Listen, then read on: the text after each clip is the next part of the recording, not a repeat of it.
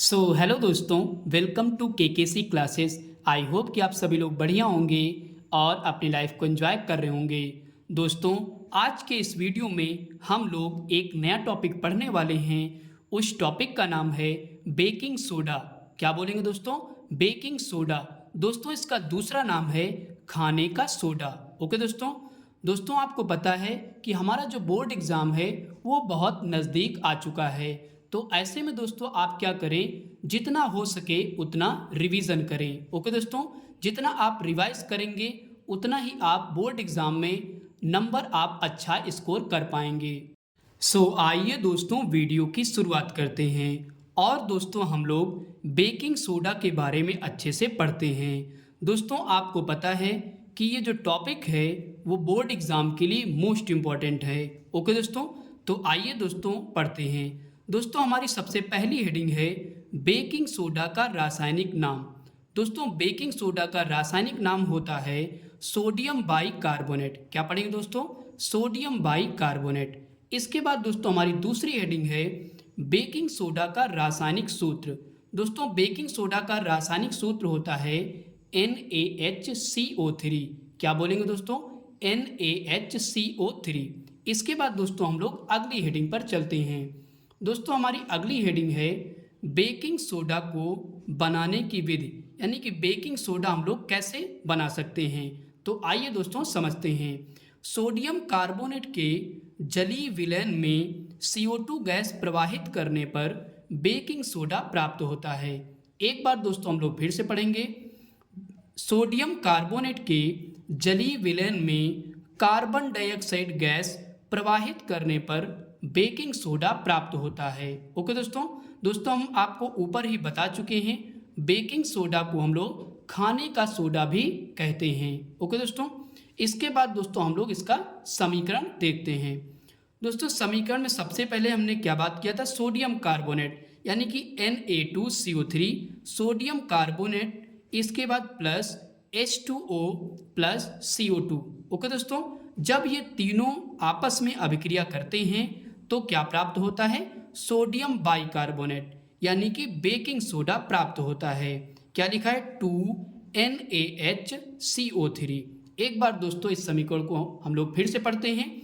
Na2CO3 sodium carbonate plus H2O यानी कि जल प्लस CO2 यानी कि कार्बन डाइऑक्साइड गैस, जब तीनों दोस्तों आपस में अभिक्रिया करते हैं तो क्या प्राप्त होता है? 2NaHCO3 यानी कि सोडियम बाइकार्बोनेट प्राप्त होता है। ओके दोस्तों। और सोडियम बाइकार्बोनेट किसका रासायनिक नाम है? तो आपको पता है ये बेकिंग सोडा का रासायनिक नाम है। ओके दोस्तों। तो आई होप कि दोस्तों यहाँ तक आपको अच्छे समझ में आ गया होगा। इसके बाद दोस्तों हम लोग बेकिंग सोडा का उपयोग पढ़ते हैं। दोस्तों, हम लोग बेकिंग सोडा का उपयोग कहाँ कहाँ कर सकते हैं, तो आइए दोस्तों समझते हैं। दोस्तों, हमारा पहला पॉइंट है इसका उपयोग ब्रेड बनाने में किया जाता है। एक बार फिर से पढ़ते हैं। इसका उपयोग ब्रेड बनाने में किया जाता है। दूसरा पॉइंट है दोस्तों, इसका उपयोग खाने को स्वादिष्ट बनाने में किया जाता है। इसके बाद दोस्तों हमारा तीसरा पॉइंट है इसका उपयोग पेट की अम्लीयता को दूर करने में किया जाता है। इसके बाद दोस्तों चौथा और अंतिम पॉइंट है इसका उपयोग दाग हटाने, औषधि बनाने तथा खाने को मुलायम बनाने में किया जाता है। एक बार दोस्तों इस पॉइंट को और पढ़ते हैं। इसका उपयोग दाग हटाने में, औषधि बनाने में तथा खाने को मुलायम बनाने में किया जाता है। ओके दोस्तों। दोस्तों, एक बार हम लोग इसको और रिवाइज करेंगे, क्योंकि जितना आप रिवाइज करेंगे उतना ही आपको अच्छे से याद हो जाएगा, और जब याद हो जाएगा तो आप एग्ज़ाम में अच्छा कर सकते हैं। ओके दोस्तों। तो एक बार हम लोग और पढ़ते हैं। तो बेकिंग सोडा का रासायनिक नाम क्या होता है? Sodium bicarbonate. क्या बोलेंगे? Sodium bicarbonate. इसके बाद दोस्तों हमारी अगली हेडिंग है बेकिंग सोडा का रासायनिक सूत्र। बेकिंग सोडा का रासायनिक सूत्र होता है NaHCO3। क्या बोलेंगे? NaHCO3। इसके बाद दोस्तों हम लोग आगे पढ़ेंगे।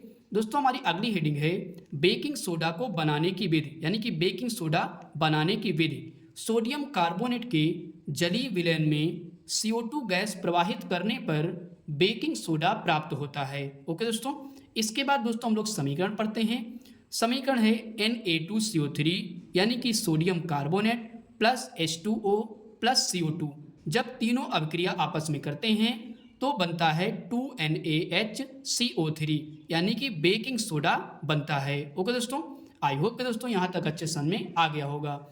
इसके बाद दोस्तों हम लोग पढ़ेंगे बेकिंग सोडा के उपयोग।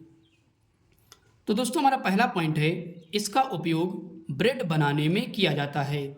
दूसरा पॉइंट है, इसका उपयोग खाने को स्वादिष्ट बनाने में किया जाता है।